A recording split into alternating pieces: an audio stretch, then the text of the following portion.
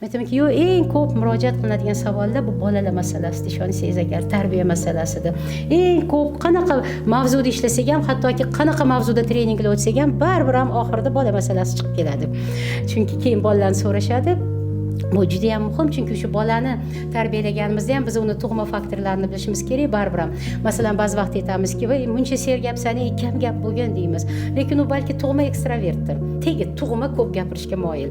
Bu yaxshi yomon degani emas. Keyin biz uni sekin korreksiya qilib, o'sha me'yorida gapirishni o'rgatishimiz kerak. Lekin butkul kam gapirishga o'rgata olmaymiz. Chunki bunda biz uni aynan o'sha fiziologik tomonlariga ta'sir qilgan bo'lamiz.